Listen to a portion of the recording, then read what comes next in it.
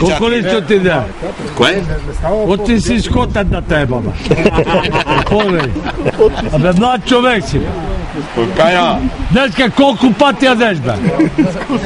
Една съм ял. All inclusive. Еднаш? All inclusive, цял живот вика без пари яда Колко пъти трябва дебеч, а това ще бе ти за младеж без дебеч, да те не бое маната.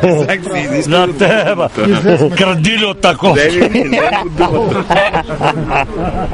Вземи му думата на него и той трябва да каже. Покажи потника, айде. Няма какво да показва. Айде потника, бе. Трябва по случай откриването на лова, той ще каже няколко приветствени думи. Кой? Баяне за телевизията. Айде, Баяне.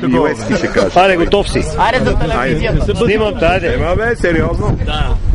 Айде, Баяне. Тая камера, кой ще му е дал? Те са му е дали от телевизията. Питай го нещо, задай му някой въпрос. Дай му няколко въпроса провокативни. Да му пръкте му газо да се развесели да му старите. Баяне, ти това не си го казал. А не може отпред да ме фана. Видели за камери ме седни на държотика. Чекай толкова. Баяне, това никога не си го казвал за Гуменяко. Я, кажи го, По телевизията. Вземи го кажа. Да си остане. Не си го казвал. Не си го казвал. От дома на лещици, извадиме лещицата, лещицата и че вързиме да водиме жива. И седнах и она ме фана за Гуменяко и стиска, наваля, разбира си.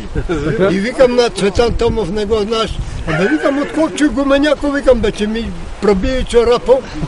А той един колега, Станко Биков, вика, чекай, я съм чул като фанеш за опашка, ти объркаш у газо, но отвори устата. Отвори устата, разбира си. О, фана за опашка, ти обърка у газо, она още толкова ми проби ногата.